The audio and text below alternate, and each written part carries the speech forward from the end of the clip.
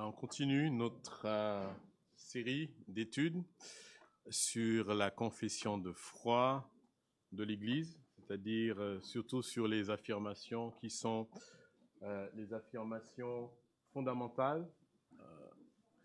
Et nous avions vu les trois premières déjà sections qui sont sur la Bible, sur Dieu, le Dieu trinitaire, sur Dieu le Fils.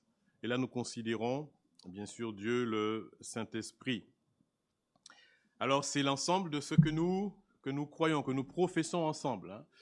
Et en tant qu'Église, ce qui nous unit, ce n'est pas notre origine ethnique, ce n'est pas d'autres choses, c'est vraiment Christ, mais aussi, on pourrait dire que nous sommes unis par ce que nous croyons et ce que nous professons ensemble, en tant que corps. Donc, on va lire ensemble cette section qui est dans donc, la confession de foi de l'Église sur le Saint-Esprit, ce que nous croyons. Donc, nous le lisons ensemble. Nous croyons que le Saint-Esprit est avec le Père et le Fils, également Dieu éternel, qu'il est une personne. Nous croyons que l'Esprit continue l'œuvre du Christ montée au ciel. Cette œuvre inclut la conviction du péché, la régénération des pécheurs, l'assurance du salut et la sanctification du croyant. Nous croyons qu'il est donné à chaque croyant pour le rendre participant par une vraie foi de Christ et de tous ses bienfaits. Alors là, cette fois, j'ai enlevé les versets qu'il y avait au milieu pour qu'on ne soit pas gêné dans la lecture, mais bien sûr, tout ce qui est écrit là est tiré de passages bibliques. Donc, la semaine dernière, nous avions considéré juste quelques aspects de la nature de la personne et de l'œuvre du Saint-Esprit. On avait considéré d'abord la nature et le caractère du Saint-Esprit, considéré sa personnalité, et puis après cela, nous avons passé du temps à voir la divinité du Saint-Esprit. En deuxième lieu, on a commencé à considérer l'œuvre du Saint-Esprit. On avait vu que l'œuvre principale de l'Esprit, c'est de glorifier Jésus-Christ. C'est ce que Jésus dit, il viendra et il me glorifiera. D'accord ? Donc là où l'Esprit de Dieu est à l'œuvre, eh bien c'est là où le Christ est glorifié véritablement comme il doit l'être. On avait considéré donc qu'on pouvait voir à travers les noms, différents noms qui sont attribués au Saint-Esprit, une œuvre que le Saint-Esprit pouvait avoir. Et puis, en deuxième lieu, et c'est là que nous étions, nous avons commencé à considérer le ministère, l'œuvre du Saint-Esprit parmi ou envers les croyants. Alors, on avait considéré que, je vais mettre ici, voilà, le rôle principal de l'Esprit, c'est de nous révéler Christ et de nous unir à lui et à tous ceux qui ont part à son corps. C'est un auteur qui a dit cela ici, et c'est ce que nous voyons aussi dans l'Écriture que nous voulons considérer un peu ce matin. Donc, premièrement, on avait vu que le Saint-Esprit a pour mission, pour œuvre, comme œuvre envers le croyant, d'effectuer la continuation de l'œuvre de Jésus-Christ. Ce que Christ a commencé à faire, eh bien, le Saint-Esprit le continue. Et dans ce contexte, on avait considéré, Jésus le dit, je vous enverrai un autre consolateur. On avait considéré le fait que le consolateur, c'est quoi ? C'est quel mot par quel autre mot on pourrait le décrire ? Vous vous rappelez ? Oui, j'ai entendu. Parakletos, d'accord. On pourrait dire, voilà, ça c'est, elle parle grec,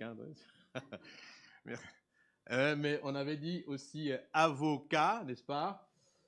Défenseur, celui qui se tient auprès de, n'est-ce pas ? Et celui qui exhorte. Il y a cette idée dans le mot consolateur. Mais ce que Jésus dit surtout, c'est que je vous enverrai un autre consolateur. Et c'est un autre de même nature, un autre comme lui, qui fera la même chose que lui, qui a les mêmes caractéristiques. Et donc cet autre consolateur est celui qui vient, qui se place à côté, qui aide. C'est quelqu'un qui est appelé à aider le croyant. Alors, le mot consolateur, ça n'a pas simplement l'idée de celui qui vient pour remonter le moral. Hein. Parfois, on a cette idée-là. Il m'a consolé, ça veut dire qu'il m'a remonté le moral. Donc, le Saint-Esprit ne vient pas juste pour nous remonter le moral, mais c'est quelqu'un qui, plutôt, ici, va nous fortifier au sein même des difficultés que nous pouvons rencontrer. Je crois que c'est l'apôtre Paul qui parle que nous sommes puissamment fortifiés par l'Esprit de Dieu. Hein? D'accord? Il dit, dans l'homme intérieur, nous sommes puissamment fortifiés par le Saint-Esprit. Donc le Saint-Esprit est ce consolateur, cette personne qui va venir pour nous assister, pour aider, pour nous entourer, pour nous défendre, même dans les situations difficiles. On se souvient de ce que Jésus avait dit aux disciples, hein, quand vous serez maltraités, outragés, qu'on vous accusera, etc. Il avait dit, ne vous inquiétez pas de ce que vous aurez à dire, il dit, de ce que vous direz dans ces cas où vous devrez vous défendre. Et qu'est-ce qu'il leur dit? Qu'est-ce qu'il leur promet? Que l'Esprit, à l'instant même, leur donnera une parole. Donc c'est un peu ce que fait aussi l'Esprit de Dieu, de donner d'être cette aide dans les moments difficiles, de donner aux moments difficiles ce qu'il faut. Étienne a vécu cela lorsqu'il était sous les coups des pierres, il était lapidé. Eh bien, la Bible dit que les hommes ne pouvaient pas résister à l'esprit par lequel il parlait. Il était assisté du Saint-Esprit, l'Esprit œuvrait au travers de lui, était son avocat, son défenseur, son porte-parole ici. Donc on avait considéré cela, hein, et puis on voit que le Saint-Esprit, bien quand on considère dans l'Écriture, on traverse, on voit qu'il a effectué effectivement cette continuation de l'œuvre de Christ, notamment dans le témoignage. La Bible dit, Jésus a dit, il viendra et il rendra témoignage de moi, de la vérité. Et Jésus aussi, lui, a rendu témoignage à la vérité. Jésus a dit, je suis venu pour rendre témoignage à la vérité. Il enseignera aussi. Jésus était l'enseignant par excellence. Et puis aussi, on va le voir tout à l'heure encore, mais il convaincra le monde de péché. Jésus a parlé pour convaincre de péché. Donc le Saint-Esprit, on pourrait le voir dans d'autres exemples, a exercé ce ministère de continuation de ce que Christ a fait. Donc si quelque part, on voit quelqu'un qui dit, le Saint-Esprit me pousse à faire ceci ou à faire cela, et que ces choses sont contraires à ce que Jésus lui-même a fait ou a enseigné, on sait tout de suite que ça ne peut pas être l'œuvre du Saint-Esprit, parce qu'il va dans le même sens que ce que Christ a fait. Il ne vient pas faire quelque chose de nouveau, il ne vient pas donner une autre direction, il ne dit pas « Jésus vous a conduit ici, mais moi je vous dis qu'il faut faire comme ça. Hein. » Non, il effectue une œuvre qui continue exactement ce que Christ a fait. Il prend ce que Christ a fait et il l'applique encore davantage aux croyants. Mais une deuxième chose, un deuxième ministère, on pourrait dire, un deuxième aspect du ministère du Saint-Esprit envers les croyants, c'est qu'il les assure de la présence de Dieu, de Christ, avec eux et en eux. C'est ce que va faire le Saint-Esprit, assurer les croyants que Christ est avec eux et aussi qu'il est en eux. On pense quand Jésus parle de l'Esprit en Jean chapitre 14, 15 et 16, c'est dans son discours d'adieu. Hein. Les disciples sont comment? Ils sont tristes. Jésus vient de leur dire qu'il va les quitter. Hein. Et Jésus les réconforte en leur parlant, en leur révélant qu'il enverra un autre consolateur. Donc il va les assurer qu'ils ne seront pas orphelins. Jean 14, verset 18, il dit « Je ne vous laisserai pas orphelins ». D'accord ? Donc il va venir avec eux. Et donc l'Esprit qu'il enverra eh bien, aura ce ministère d'assurer les croyants de la présence de Christ avec eux. Alors le Saint-Esprit, il aura pour mission donc de demeurer d'abord éternellement et avec le croyant et dans le croyant. Donc on peut voir cela ici en Jean 14, on peut lire ici Jean 14 versets 16 et 17. Il dit « Moi, je prierai le Père et il vous enverra un autre consolateur afin qu'il demeure éternellement avec vous. L'Esprit de vérité, donc il décrit que c'est le Saint-Esprit qui est cet autre consolateur, que le monde ne peut recevoir parce qu'il ne le voit point et qu'il ne le connaît point. Mais vous, vous le connaissez car il demeure avec vous. » Alors qu'est-ce qu'il est en train de dire ici? Il dit que le Saint-Esprit demeure avec eux. Mais comment est-ce qu'il demeure avec eux? Parce qu'il dit qu'il va l'envoyer. Donc on peut penser ici que Jésus parle de lui-même. Lui, il a, n'est-ce pas, l'Esprit de Dieu aussi, hein, n'est-ce pas? Il est loin du Saint-Esprit et il est avec les disciples. Donc quelque part, ils le connaissent déjà d'une certaine manière, mais il dit qu'il va leur envoyer pour qu'ils le connaissent d'une manière encore différente, plus profonde. Il est avec vous, mais il dit il sera en vous. Ce qui est encore plus, un pas de plus. Hein. On a l'impression que chaque fois, vers le croyant, bien Dieu fait un pas de plus. Hein. Il est avec vous, mais maintenant il sera en vous. Et il demeurera éternellement en vous. Alors 1 Corinthiens 6, verset 19, nous le voyons hein, dans ce que l'apôtre Paul dit aux croyants de Corinthe qui utilisaient leur corps pour faire n'importe quoi. Hein. Et dans des cas de débauche, de prostitution. Et il dit ici, ne savez-vous pas que votre corps est le temple du Saint-Esprit qui est, comment? En vous. Qui est en vous. Le Saint-Esprit qui est en vous et que vous avez reçu de Dieu. Donc Dieu vous a envoyé le Saint-Esprit pour qu'il soit en vous. Et ça, c'est une réalité. Hein, nous croyons fermement à cela parce que la Bible affirme que le Saint-Esprit réside en chaque croyant ici. Et puis Romains 8, verset 9, l'apôtre Paul dit ceci, « Pour vous, vous ne vivez pas selon la chair, mais selon l'Esprit, si du moins l'Esprit de Dieu habite en vous. » Il ajoute, « Si quelqu'un n'a pas l'Esprit de Christ, il ne lui appartient pas. » Vous voyez, l'Esprit de Dieu, l'Esprit de Christ, hein, en même temps, et il n'y a pas de chrétien, ça n'existe pas, un chrétien sans le Saint-Esprit. Hein. Je me souviens d'une histoire de quelqu'un qui a plusieurs années, c'est d'une jeune femme qui avait fréquenté certains milieux, il était arrivé, et puis elle avait vécu chez quelqu'un qui lui avait dit, le Saint-Esprit, et lui était de chrétien de longue date, et le Saint-Esprit, il est en nous, mais toi qui es toute jeune dans la foi, le Saint-Esprit n'est pas encore en toi. Il est à côté de toi, mais il n'est pas encore en toi. Et elle était complètement désorientée. Et on avait expliqué, on a dû avec ma femme lui expliquer, mais un chrétien qui n'a pas l'Esprit de Christ, ça n'existe pas. Parce que Paul dit ici, si quelqu'un n'a pas l'Esprit de Christ, il ne lui appartient pas tout simplement. Donc tous ceux qui appartiennent à Christ, ils ont l'Esprit de Christ en eux. Hein, l'Esprit de Christ habite en eux. Et donc, et cet Esprit qui habite en eux vient les assurer qu'ils sont enfants de Dieu. On peut voir ces choses. Donc par le Saint-Esprit, ici, le Père, donc le Saint-Esprit réside dans le croyant, okay, mais par cette permanence, on pourrait dire, de l'Esprit dans le croyant, eh bien le Père et le Fils établissent aussi leur demeure chez le croyant.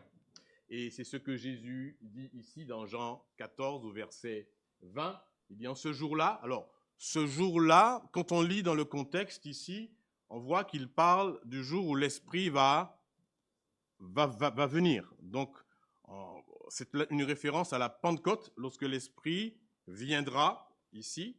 Et il dit à ses disciples, en ce jour-là, vous connaîtrez que je suis en mon Père et que vous êtes en moi et que je suis en vous. Donc, quelque part, quand l'Esprit viendra, vous aurez une connaissance que le Père et le Fils, hein, un peu plus loin, il dit, établissent leur demeure dans le croyant. un peu plus bas, il dit, si quelqu'un m'aime, il gardera ma parole, et mon Père l'aimera, et nous viendrons et nous ferons notre demeure chez lui. Hein. Donc nous, c'est le Père, le Fils, font leur demeure dans le croyant, le Saint-Esprit est dans le croyant, et donc quelque part, c'est une communion vraiment avec le Dieu trinitaire, hein, que permet ici le Saint-Esprit. À la fois, le Saint-Esprit, le Père et le Fils établissent leur demeure dans le croyant. Ça permet, c'est pas, en fait, c'est pas n'importe quoi un croyant, ce que Dieu fait ici. Pas par la force même du croyant, mais l'œuvre que Dieu est en train d'accomplir, c'est quelque chose d'extraordinaire. Hein? Le salut accompli par Jésus-Christ, appliqué par le Saint-Esprit, a pour but de nous unir au Dieu trinitaire, et l'Écriture nous dit que par l'Esprit de Dieu qui réside dans le croyant, eh bien, Dieu le Père et Dieu le Fils établissent aussi leur demeure dans le croyant. Et c'est ce que l'apôtre Paul dit aussi en Éphésiens 2, 22. Il dit que en Christ, en lui, eh bien, vous êtes aussi édifiés pour être une habitation de Dieu. Comment? Par l'Esprit. Par le Saint-Esprit que Dieu fait résider en nous, le croyant devient une habitation de Dieu.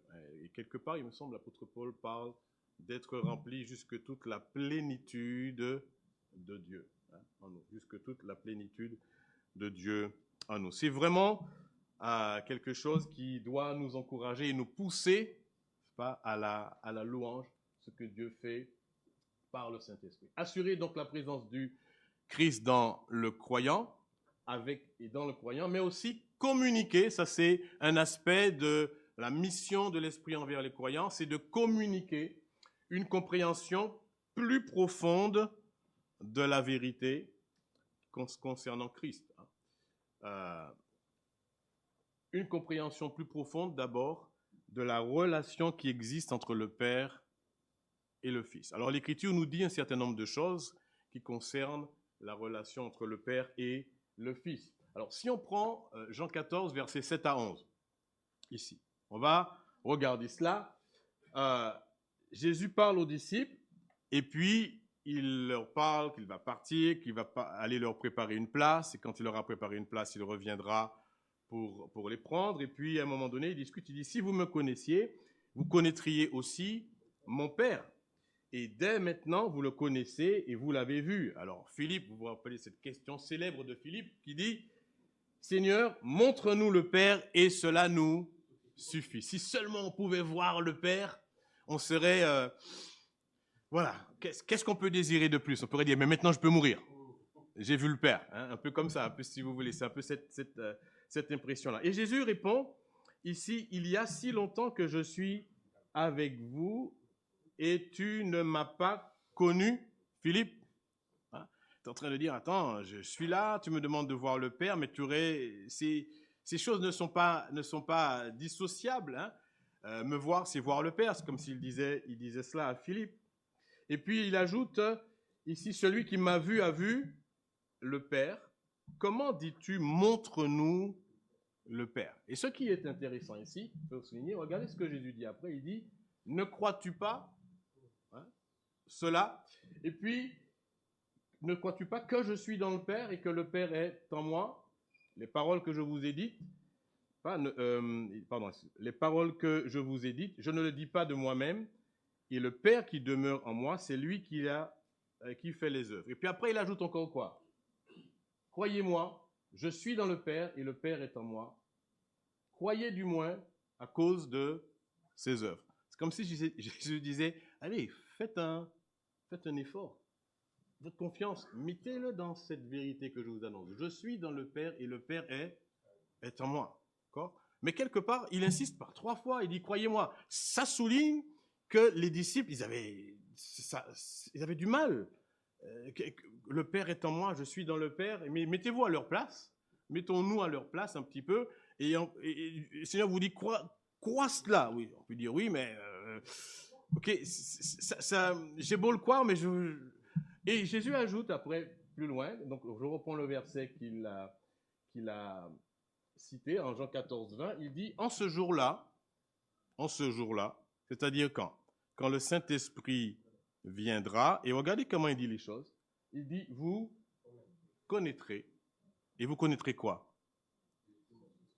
Que je suis dans mon Père. Il vient de leur dire, croyez, croyez, croyez, hein, mais il dit, le Saint-Esprit fera quelque chose qui va vous aider là, ici. Hein. Il viendra en vous et il agira de manière à ce que vous saisissiez vraiment cette réalité de la relation qu'il y a entre moi et mon Père. Et c'est cette œuvre qu'il accomplit. Vous voyez, il permet une compréhension plus profonde des choses que Jésus a annoncées déjà, ici. Alors Jésus l'a dit à ses disciples, croyez, mais ce n'était pas quelque chose qui est évident. Mais le fait que le Saint-Esprit vienne et qu'il établisse cela, eh bien, ça permet de saisir, aux disciples de saisir vraiment plus cette réalité. Concernant Christ, concernant le Père et le Fils, mais concernant la relation même du croyant avec Christ, hein, parce que il dit la même chose ici, il dit en ce jour-là, vous connaîtrez que je suis en mon Père et que vous êtes en moi et que je suis en vous. Je suis dans mon Père est en moi, vous êtes en moi, je suis en vous. Voilà cette relation qui intellectuellement n'est pas évidente à saisir, mais que le Saint-Esprit nous aidera à prendre conscience de cette réalité.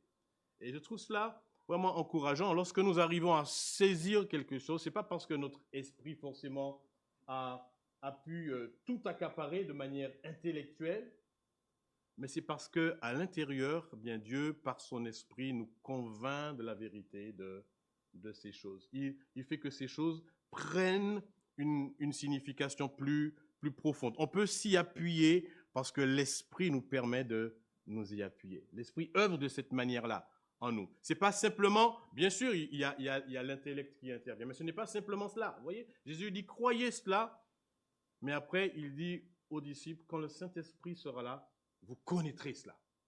Hein? C'est-à-dire qu'il y a quelque chose qui est beaucoup plus profond, qui est apporté ici par l'œuvre de l'Esprit de Dieu. Et donc, nous aussi, hein, nous avons besoin toujours d'être enseignés des vérités qui concernent Christ par l'action du Saint-Esprit. Lorsque nous écoutons la parole, certes, il faut se concentrer intellectuellement, mais l'Esprit de Dieu est à l'œuvre en même temps que nous écoutons la parole pour que ces choses prennent vie en nous et pour que nous puissions les recevoir pleinement. Il agit en nous pour que la foi puisse s'associer à ce que l'on entend, pour que ces choses puissent nous servir. Et il mène ce ministère parfois silencieux, secret, sans bruit, mais qui nous permet de saisir les vérités de la parole de Christ, saisir les enseignements que Christ a apportés, que l'Écriture nous révèle. Et donc nous avons toujours besoin d'être enseignés. La simple lecture est importante, mais elle ne suffit pas. Sans le Saint-Esprit, nous ne pouvons pas saisir les choses de Dieu. L'homme naturel, dit l'apôtre Paul, ne saisit pas les choses de l'Esprit de Dieu. Ils sont même une folie pour lui. D'accord ? Il dit, il ne peut pas en juger. Pourquoi il ne peut pas en juger? Parce que c'est spirituellement qu'on en juge. Donc il faut que l'Esprit de Dieu agisse pour que ces vérités puissent prendre corps, puissent prendre vie en nous. Et ça, c'est le ministère qu'accomplit le Saint-Esprit envers le croyant. En Romains 8, verset 16, nous lisons ceci, l'Esprit lui-même rend témoignage à notre esprit que nous sommes enfants de Dieu. Ne dis pas, je suis enfant de Dieu. Ben, je le sais. La Bible dit. Non, en fait, l'Écriture dit que c'est l'Esprit de Dieu qui nous convainc même, qui rend témoignage à l'intérieur, à notre esprit, que nous sommes un enfant de Dieu. Et s'il ne le fait pas, déjà, on voit comment parfois on doute de tout. S'il ne le fait pas, eh bien, nous pouvons être à la dérive. Quelle grâce de voir ce ministère de l'Esprit dans le croyant. Et puis aussi, dernière chose, il y en a d'autres, mais c'est notre aspect, c'est que l'Esprit opère aussi l'union entre le croyant et Christ. Nous avons considéré dans la profession de foi cette vérité. Nous croyons qu'il est donné à chaque croyant pour le rendre participant par une vraie foi de Christ et de tous ses bienfaits. L'œuvre de Dieu, c'est de nous, on avait dit tout à l'heure que le ministère de l'Esprit, c'est de nous unir à lui et de nous unir aussi les uns aux autres. Et l'Esprit, il accomplit, il opère cela. Il met en œuvre le salut dans la vie du croyant.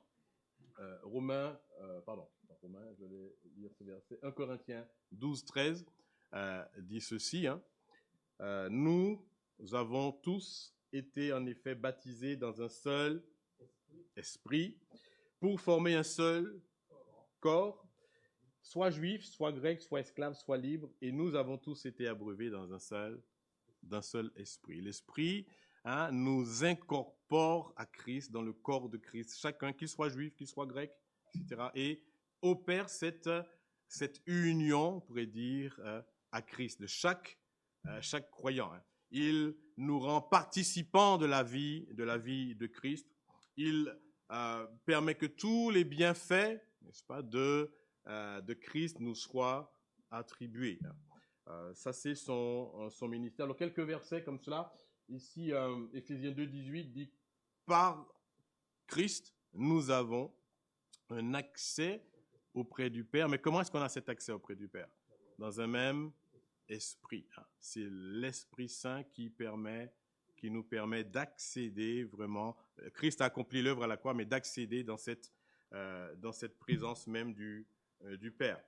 Romains 8, 15 dit « Vous n'avez point reçu un esprit de servitude pour être encore dans la crainte, mais vous avez reçu un esprit d'adoption par lequel nous crions Abba Père. » Nous avons considéré ça, je pense, la semaine, l'étude biblique, mardi soir. Nous pouvons crier Abba Père, nous pouvons réaliser que Dieu est notre Père parce que l'esprit est un esprit d'adoption. Il permet ces choses. C'est lui qui rend vivant cette réalité qui nous permet, bien sûr, d'appeler Dieu ici notre Père. Et puis, une autre chose qu'il fait, c'est dans cette union avec Christ, il nous sanctifie. Le pécheur n'a pas de lien avec Christ. Dans son péché, il faut qu'il soit purifié, il faut qu'il soit sanctifié. Et l'Écriture dit que c'est le Saint-Esprit aussi qui accomplit cela. Plusieurs versets le disent, mais j'ai mis celui-ci parce que l'apôtre Paul souligne vraiment de la séparation qu'il y a entre le pécheur et Christ. Il dit, ne savez-vous pas que ne vous y trompez pas, ni les impudiques, ni les idolâtres, ni les adultères, ni les efféminés, ni les infâmes, ni les voleurs, ni les cupides, ni les ivrognes, ni les outrageux, ni les ravisseurs n'hériteront le royaume de Dieu. Il dit, ceux qui pratiquent ces choses, il ne faut pas qu'ils pensent qu'ils peuvent hériter du royaume de Dieu, qu'ils sont chrétiens ou qu'ils appartiennent à Christ. Et il dit aux Corinthiens, et c'est là ce que vous étiez. On pourrait dire la même chose pour nous aussi. C'est là ce que nous étions, mais qu'est-ce qui s'est passé? Il dit, mais vous avez été lavés, vous avez été sanctifiés et vous avez été justifiés au nom du Seigneur Jésus-Christ et par l'Esprit de notre Dieu. Et on voit ce ministère de l'Esprit d'opérer vraiment cette union avec Christ en lavant le croyant, le purifiant, le sanctifiant. Ça, c'était pour le ministère du Saint-Esprit envers le croyant, mais je voudrais juste terminer avec un aspect de son ministère en vue du salut. Dans la profession de foi, nous avons dit que le Saint-Esprit convainc du péché. D'accord? Il convainc du péché. Ça, c'était dans le verset Jean 16, 18. Vous pouvez le regarder ici. Quand il sera venu, il convaincra le monde en ce qui concerne la justice, le péché, la justice et le jugement. Et cette conviction dont il est question ici, c'est le fait que le Saint-Esprit persuade le monde, persuade le pécheur sur son propre état en ce qui concerne sa justice propre en ce qui concerne son péché et en ce qui concerne la notion qu'il a du jugement. Alors, on ne prendra pas le temps de développer tout cela, mais le ministère ici de l'Esprit, c'est vraiment de convaincre le monde que sa justice propre, par exemple, est inefficace devant Dieu et qu'elle ne peut en aucun cas le rendre recevable devant Dieu. Mais aussi, c'est de le convaincre que la justice de Dieu, que Dieu offre en Jésus-Christ, est la justice que Dieu reçoit. Et donc tout cela, c'est le Saint-Esprit qui le fait. C'est pour ça que lorsque nous évangélisons, lorsque nous parlons aux gens, nous devons prier que le Saint-Esprit ouvre le cœur, qu'il touche, qu'il convainque. Ce n'est pas la finesse de nos arguments, même si parfois de bons arguments sont de bonnes choses, mais ce n'est pas la finesse de bons arguments qui convainc les gens. Je me souviens toujours de cette fois où on avait une cousine à la maison et j'étais chez nous ici et on parlait avec ma femme, on lui parlait de l'Évangile. Puis elle résistait, on avançait des arguments, elle résistait, donc on essayait d'expliquer les choses. Et puis à un moment donné, j'ai cité un verset, comme ça, bon, on en avait cité avant, mais dans le flot de la discussion là, on était en train de faire un peu argument contre argument un petit peu. Et puis je ne sais plus quel passage, j'ai cité un passage, et puis elle a eu un mouvement de recul un peu, elle s'est lâchée un peu comme ça dans le fauteuil, puis elle a dit oui. Et elle a dit oui, c'est vrai. Juste en citant le passage, et ça m'a surpris. J'ai dit à ma femme, on essayait de faire des choses, juste un passage, la parole de Dieu, et avec l'Esprit de Dieu, il touche les personnes. Et si l'Esprit de Dieu n'œuvre pas pour convaincre, on peut faire beaucoup de choses, les gens ne seront pas touchés. Donc l'Esprit de Dieu, c'est lui qui convainc, qui perce le cœur, qui réveille l'esprit pour que le pécheur puisse prendre conscience de son état devant Dieu. Et ça, c'est un ministère qu'il accomplit en vue du salut.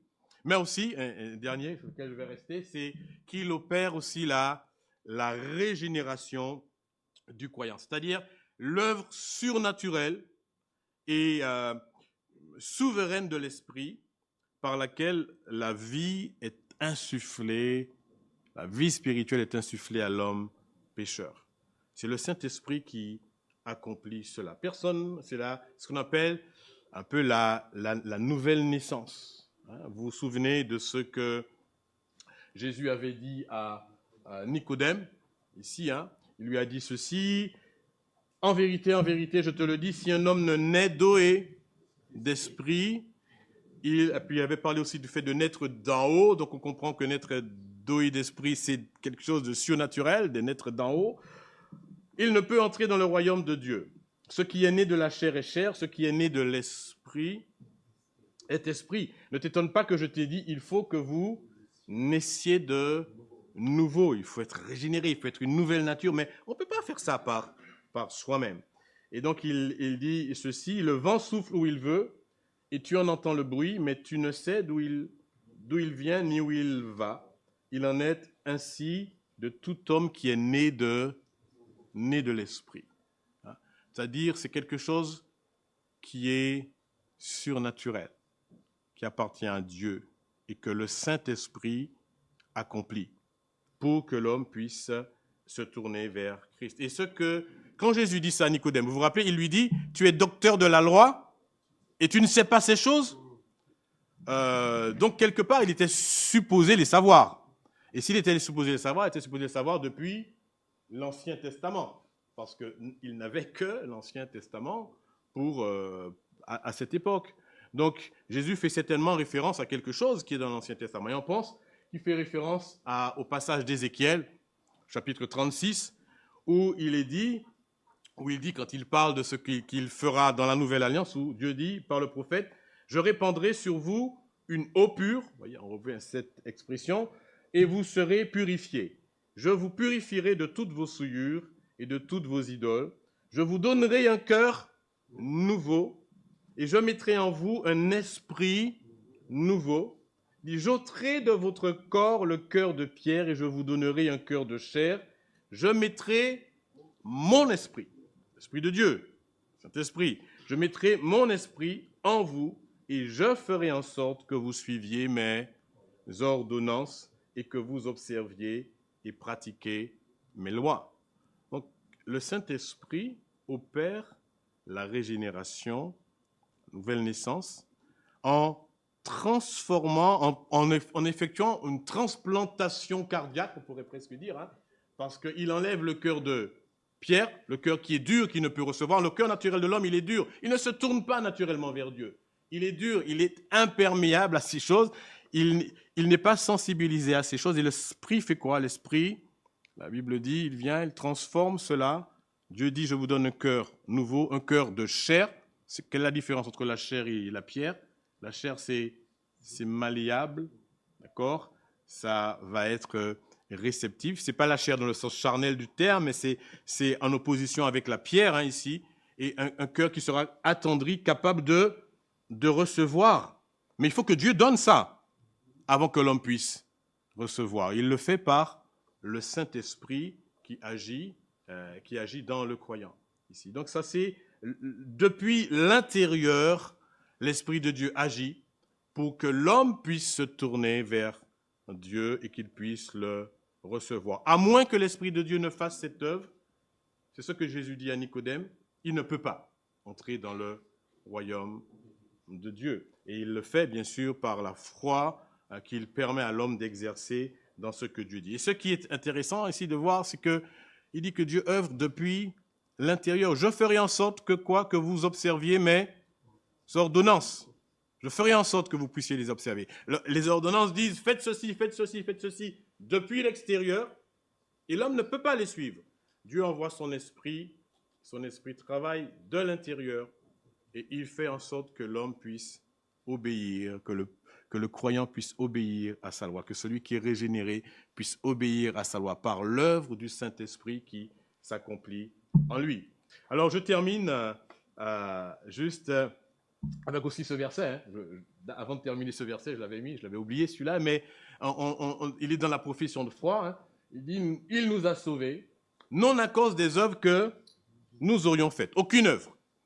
Il n'y a aucune chose que nous puissions faire par lequel, qui puisse être acceptée par Dieu. Il ne nous a pas sauvés parce que nous avons fait quelque chose, mais selon sa miséricorde, par le baptême de la régénération et le renouvellement du Saint-Esprit.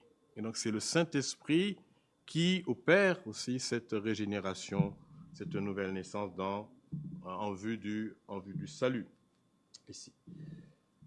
Alors, je termine. Honorons-nous le Saint-Esprit. On pourrait dire beaucoup de choses d'autres, hein, mais on va juste se cantonner à cela. Mais une question qu'a posée un auteur, elle n'est pas de moi, hein, mais il dit ceci: honorons-nous le Saint-Esprit comme nous, en reconnaissant son œuvre et en nous appuyant sur elle. Il dit: ou le méprisons-nous en l'ignorant, en déshonorant ainsi non seulement l'Esprit, mais le Seigneur qui l'a envoyé. Dans notre foi, dit-il, reconnaissons-nous l'autorité de la Bible, de l'Ancien Testament prophétique et du Nouveau Testament apostolique qu'il a inspiré. Lisons-nous et écoutons-nous avec le respect et la réceptivité qui sont dus à la parole de Dieu. Si ce n'est pas le cas, nous déshonorons le Saint-Esprit. Dans notre vie, appliquons-nous l'autorité de la Bible et vivons-nous selon la Bible, croient que les hommes puissent dire contre elle, en reconnaissant que la parole de Dieu ne peut qu'être que vraie. Il dit, si ce n'est pas le cas, nous déshonorons le Saint-Esprit qui nous a donné la Bible. Dans notre témoignage, nous souvenons-nous que seul le Saint-Esprit, par son témoignage, peut authentifier notre témoignage. Et nous attendons-nous à ce qu'il le fasse, lui faisons-nous confiance pour le faire et mettons-nous notre confiance en lui comme Paul l'a fait en évitant les astuces de l'intelligence humaine. Il dit, si nous ne le faisons pas, nous déshonorons le Saint-Esprit. Alors, honorons le Saint-Esprit en le recevant tel que l'Écriture nous le révèle. Et ces paroles peuvent nous aider à le faire dans ce cantique qui dit « Gloire à Dieu », on peut le lire ensemble, « Gloire à Dieu, notre Créateur, Gloire à Christ, notre Rédempteur. Gloire à l'Esprit consolateur. Louange et gloire au Dieu Sauveur. Amen.